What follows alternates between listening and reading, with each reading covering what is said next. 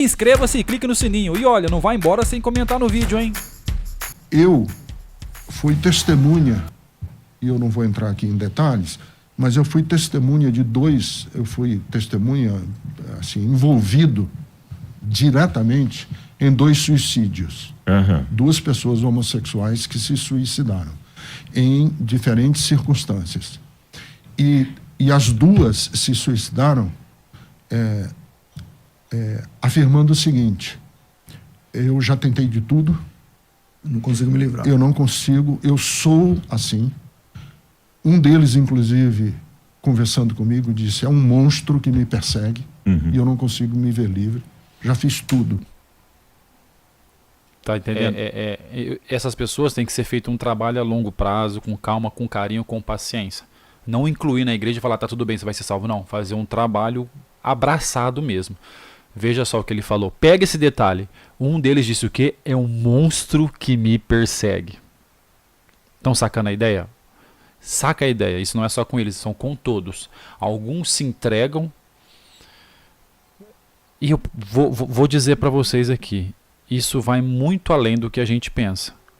Porque isso envolve, você acreditando ou não, maldição hereditária, talvez de coisas que os pais buscaram lá atrás e caíram sobre os filhos. Principalmente quando brincaram com feitiçaria lá atrás.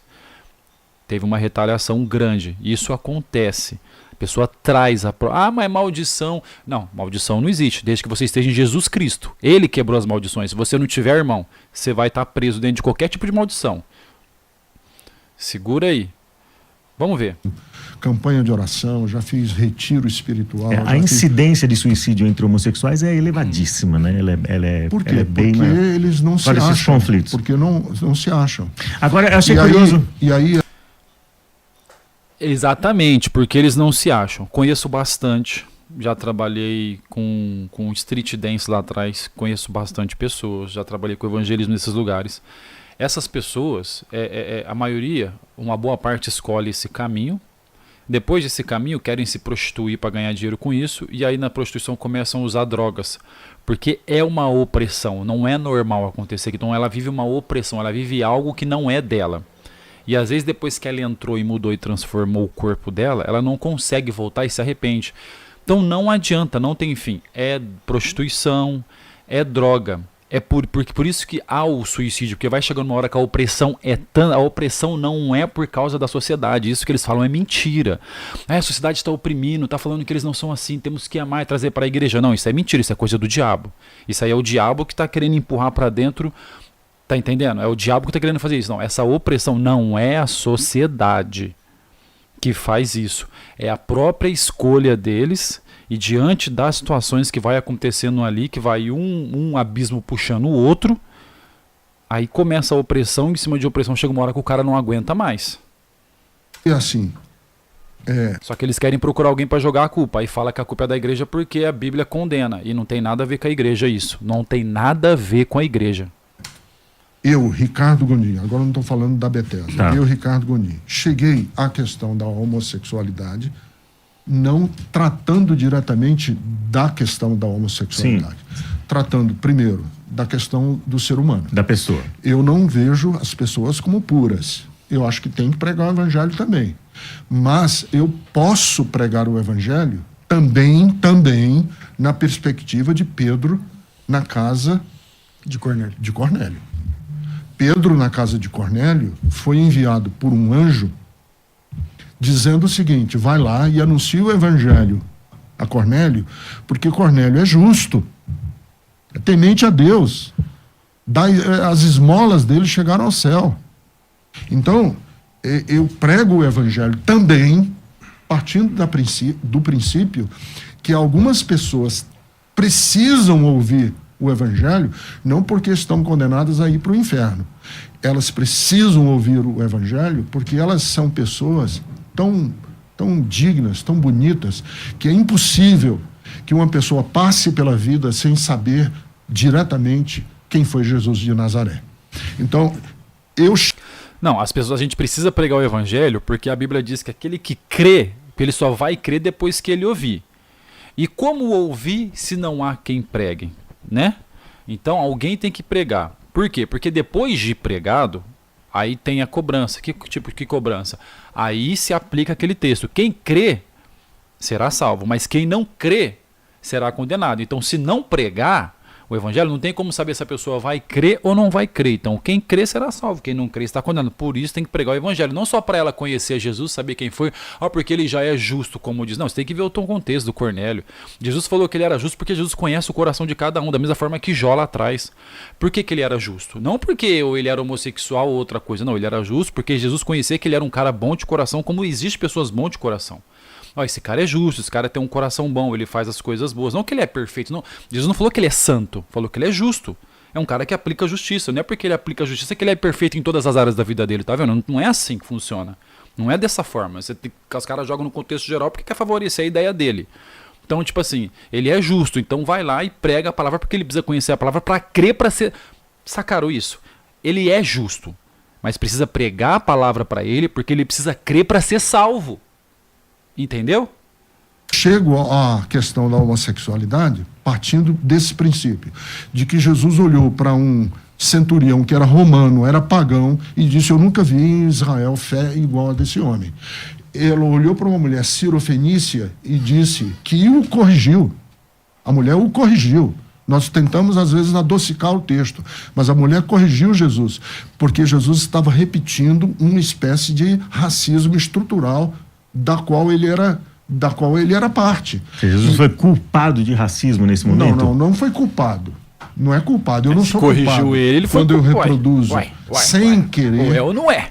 Sem intenção, alguma estrutura injusta da minha sociedade. Agora, na hora em que eu sou alertado e que minha consciência é acesa a respeito disso, eu entendo esses... e aí Jesus, porque a Bíblia não diz que Jesus nasceu perfeito. Jesus foi aperfeiçoado naquilo que ele sofreu. Está escrito no texto. Vamos ouvir o pastor César agora, né? São muitas considerações e o tempo tão curto, mas vamos lá. Esse é o único ponto que eu concordo. Jesus foi aperfeiçoado naquilo que ele sofreu. Esse é o único ponto que eu concordo, porque todos nós somos aperfeiçoados naquilo que nós sofremos. Só isso que eu concordo até agora. Tanto o texto de Cornélio quanto o texto da Cirofenícia, eles estão a um timing da graça de Deus para alcançar os pagãos na Bíblia. A revelação bíblica diz que Jesus veio para que era o seu, aí ele sendo escanteado pelos que era seu, aqueles que o receberam são chamados filhos de Deus e tal.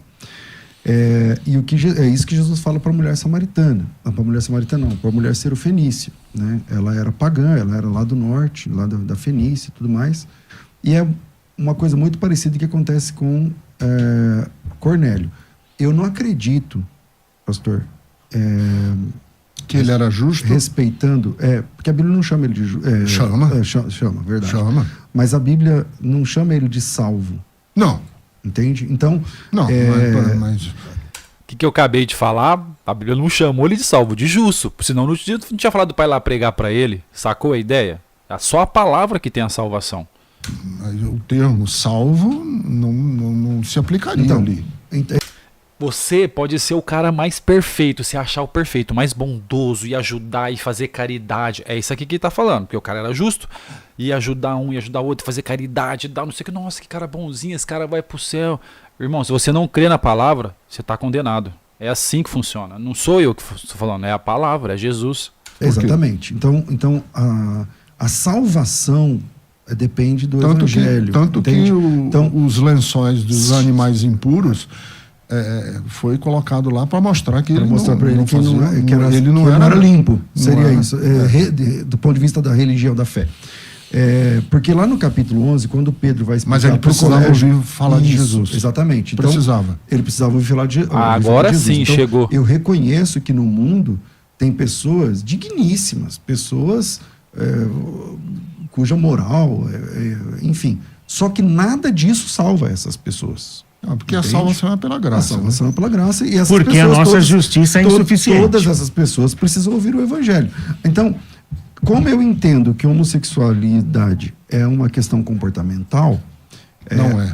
Então, Não, É, aí porque a são gente duas vê. maneiras distintas de lidar com isso. Mas aí, por exemplo, assim como existem pessoas que também optaram pelo suicídio porque não conseguiram deixar algum tipo de vício. Não, algum tipo ninguém de... opta pelo suicídio.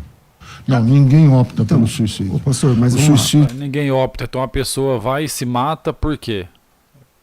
Ela chegou numa situação que ela não viu mais saída e ela achou que ela optou, era a única saída que ela achou que tinha. Ela achou que tinha na vida dela. Tenta o entender o suicídio meu ponto de vista da forma que eu estou falando. O suicídio é a pessoa tirar a própria vida. Sim, então, mas ninguém opta. Não é uma opção. A pessoa está um ponto de desespero, respeito. Mas quem chega nesse ponto é porque não vê saída para as respostas que ele não tem. Ele está procurando respostas e ele não achou. Então ele Porque Deus não cobra de nós aquilo que a gente não pode dar. E eu não estou colocando, inclusive, a questão soteriológica em cima do suicídio, não é nem esse tema. Mas pessoas... E a resposta que não encontram e chega a esse ponto, ela está na onde? Quem somente tem a resposta para a verdadeira vida? Não preciso nem falar, né? Vindas de outros tipos de comportamento também terminam em suicídio e isso não salva a pessoa. Não, o que salva... O que salva é Jesus Cristo. Ó, a gente está a 2 minutos de terminar o programa, chamar Gente, esse é mais um vídeo, tamo junto, a gente vai fazer uma outra parte dele aqui para não ficar muito longo desse react. E se inscreve no canal, deixa o seu like aí, Deus abençoe a todos vocês e me aguarde até o próximo vídeo.